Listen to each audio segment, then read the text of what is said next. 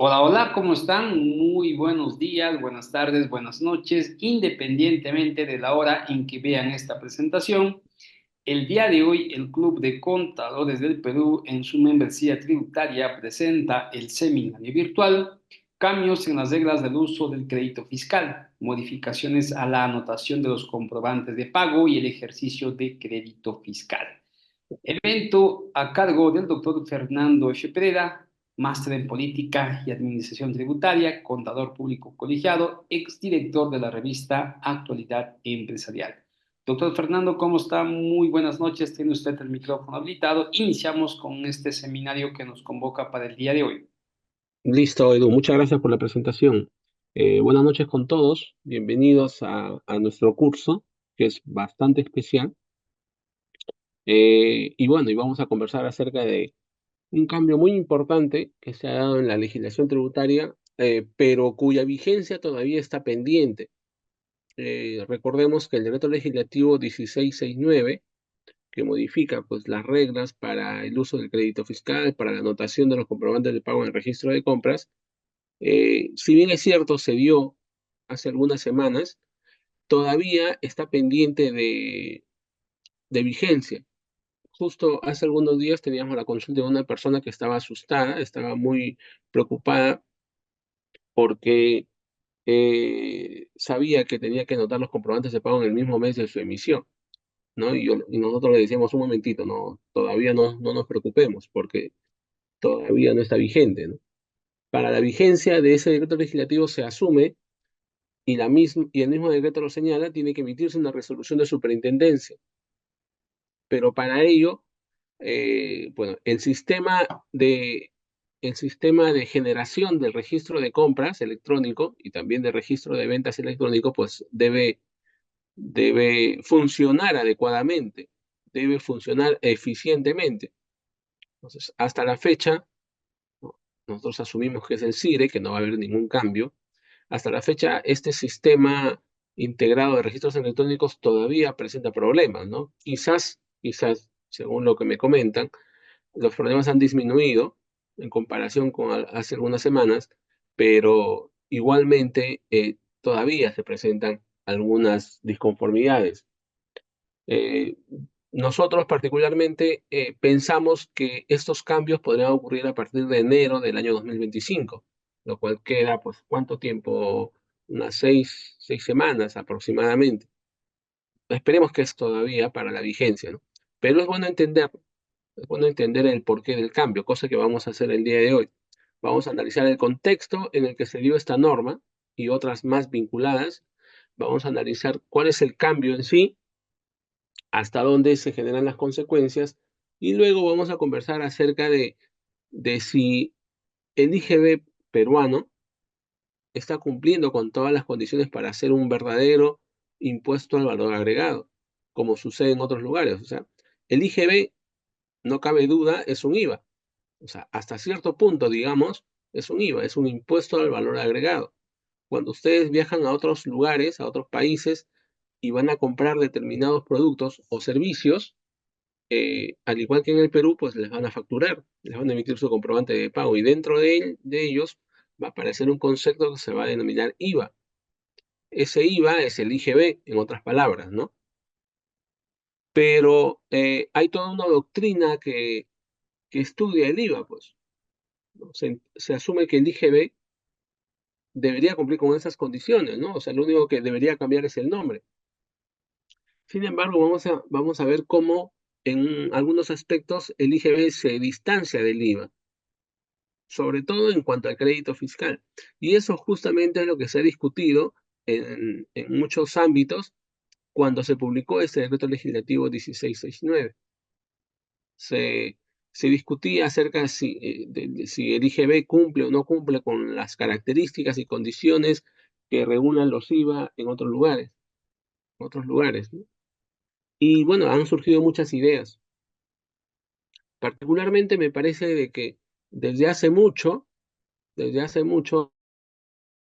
tiempo, el Estado hay acciones del IGB, sobre todo en el crédito fiscal, para hacerlo lo más restrictivo posible e imposibilitar por alguna forma que el contribuyente utilice utilice ese crédito fiscal a su favor, imponiéndole reglas un poco, podríamos decir, abusivas, reglas sin sentido, para que el contribuyente bajo determinadas situaciones pues no pueda hacer uso de ese crédito fiscal.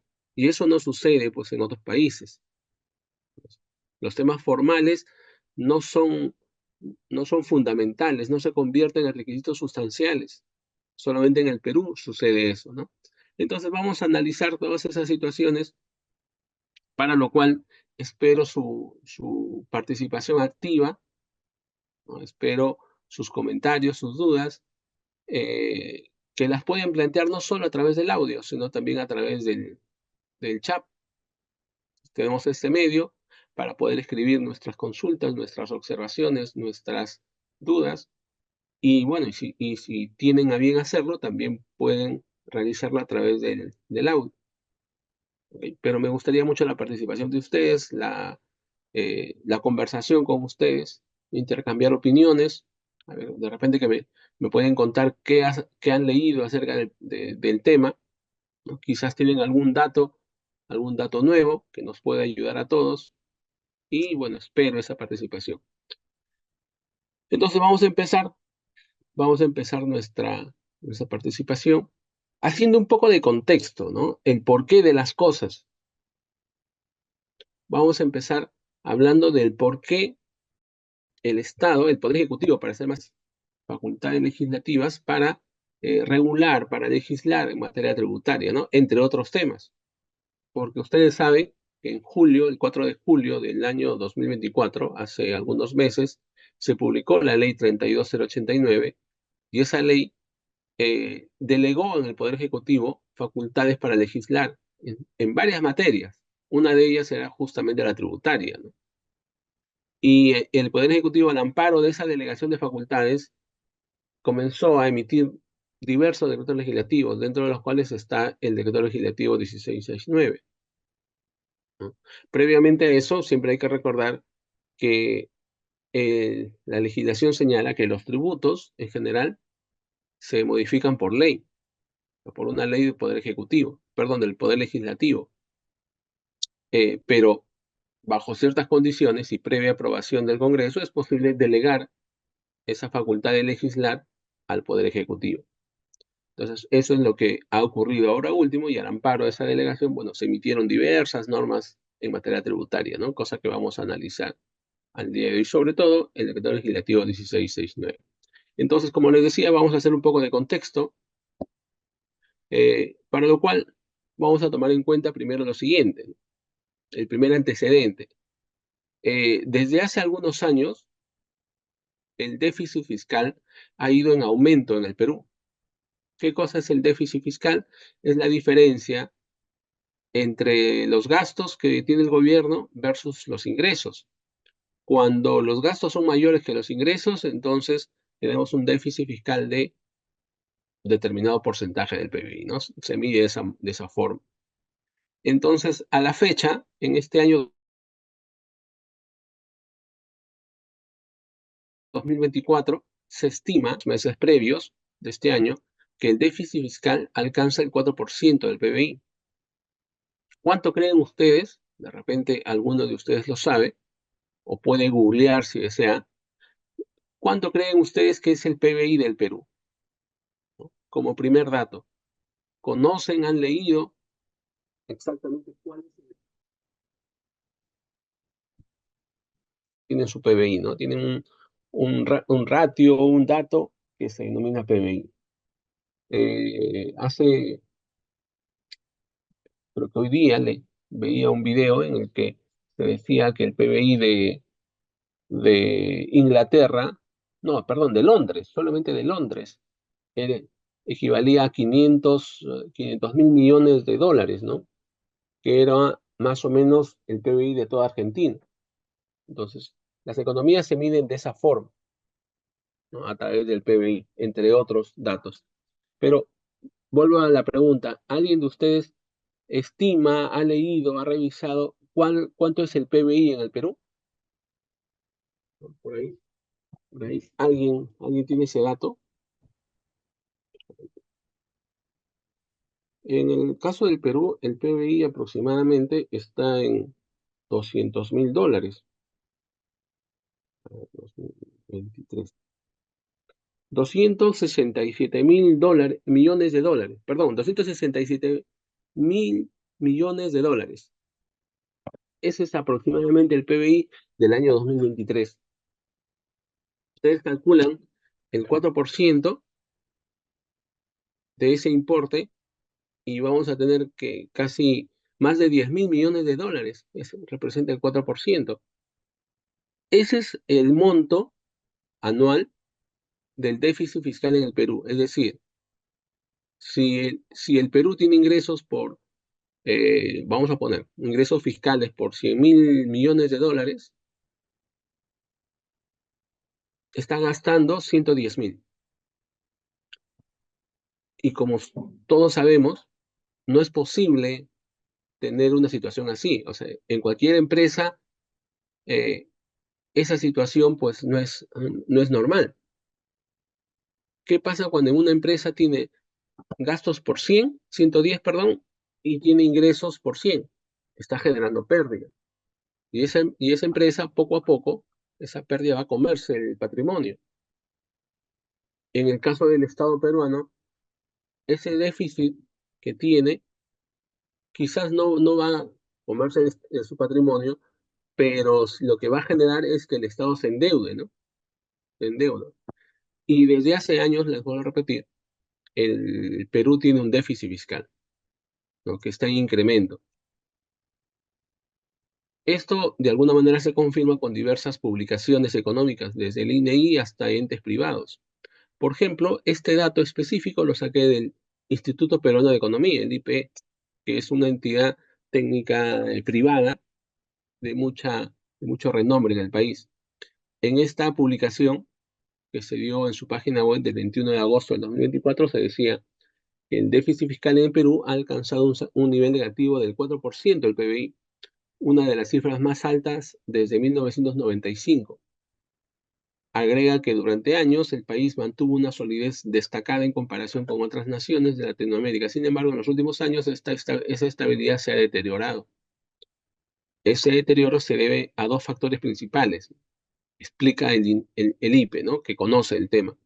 Por un lado, los ingresos del gobierno han disminuido debido a un menor crecimiento económico, que resultó en la reducción de recursos fiscales.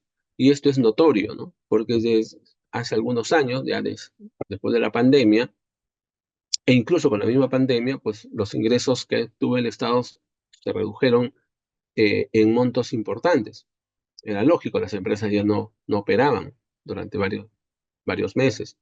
Además, si a eso le agregamos el factor social, el factor de protestas, el factor digamos, de movimientos que generó cambios de presidentes, etcétera, pues era obvio que en algún momento se iba a notar el estancamiento y la reducción de los ingresos. Pero también hay otro factor, que es el gasto público, ¿no? El Estado ahora está gastando mucho más de lo que debe, ¿no? Mucho más del presupuesto. Se supone que el presupuesto es equilibrado, se aprueba de forma equilibrada, pero en el camino los gastos evidentemente van aumentando. Y eso es causado, dice, entre otras cosas, el IPE, por el Congreso de la República, ¿no? Por decisiones del Congreso, que está dando leyes, en algunos casos, que generan gasto, como por ejemplo el nombramiento de personal en el sector público. Uno podría pensar que eso es justicia, podría ser, pero también hay que verificar si el Estado tiene presupuesto para poder pagarle sueldos, para poder asumir beneficios de ese personal. O sea, una cosa es contratar a un personal con CAS, por ejemplo, y otra cosa es a ese personal darle trabajo permanente, ¿no? Puede ser justo, les vuelvo a repetir, pero también hay que verificar qué efecto genera en el Estado, ¿no? En más o menos hace algunos años, 2, 3 años por ahí, eh, se, todo el personal que estaba en CAS, ¿no? En estos contratos especiales que tiene el Estado para su personal, que es trabajador independiente, ¿no? Es un régimen bastante específico. Todo el personal que a determinada fecha estaba con CAS ingresaba a planilla del gobierno, ingresaba a planilla del Estado, ¿no? Y mucha gente pues estaba en esa situación y finalmente formalizó su carácter laboral, ¿no? Y eso fue una decisión del Congreso que tuvo que implementar el Poder Ejecutivo y eso generó mayor gasto, ¿no? Bueno, entonces lo concreto es que el déficit fiscal está muy alto en el país, hay que ajustarlo, ¿no? El Estado no puede vivir permanentemente con déficit. Entonces, este es un primer antecedente. Ahora, algunos de ustedes preguntarán, ¿y cuál es la consecuencia de que el Perú tenga mayor déficit? Un déficit alto. Bueno, hemos dicho de que ese déficit tiene que cubrirse con préstamos. O sea, ¿cómo cubrimos esos 10.000 millones de dólares de diferencia? Con préstamos, no hay otro camino, ¿no? Salvo que el Estado se desprenda de activos, ¿no? En algún momento el Estado financiaba parte de los déficits que tenía con ingresos por privatización. Claro, ahora ya no puede hacerlo, ¿no? Porque tiene muy pocas empresas. Pero una consecuencia adicional de que un Estado tenga déficit, nuestro amigo Víctor Fuentes, es que la calificación del Perú se sigue deteriorando a nivel internacional, y eso puede implicar un mayor costo de financiamiento para nuestro país como tal, ¿no? Cuando alguien le presta al Perú, el FMI o un banco le quiere prestar al Perú, ya los intereses, el costo del financiamiento van a ser un poquito altos, ¿no? Más altos de lo que era en periodos pasados. Y eso se va a trasladar también a las empresas y a nosotros como personas.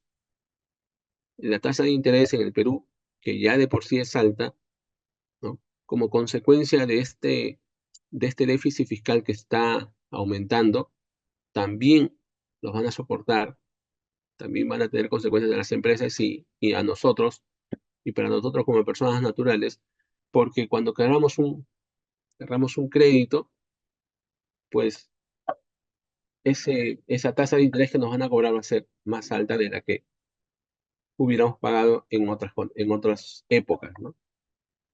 Entonces, eso es un primer elemento a tomar en consideración para entender el porqué de las cosas. Un segundo antecedente que el Estado quiso tratar,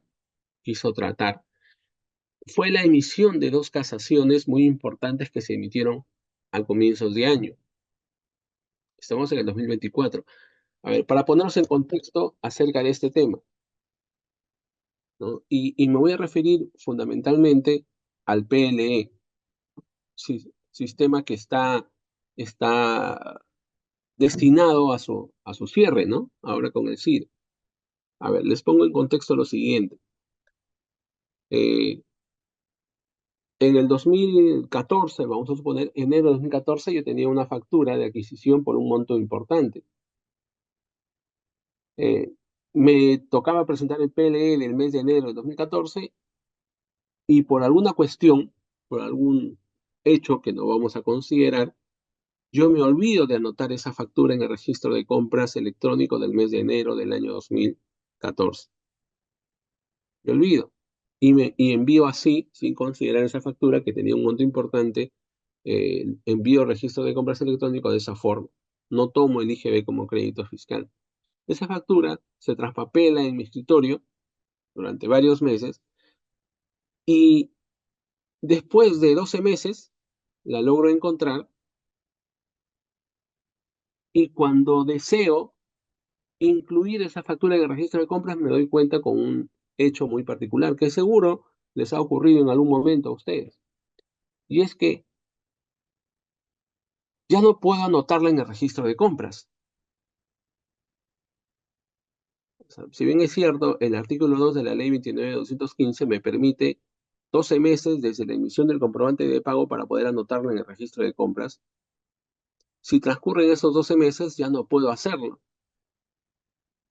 ya no lo puedo anotar. Pero tampoco el sistema del PLE me permite una opción para poder modificar alguno de los registros de compras de los 12 meses que comprendía el plazo para incluir esa factura en el registro de compras, tampoco me permitía.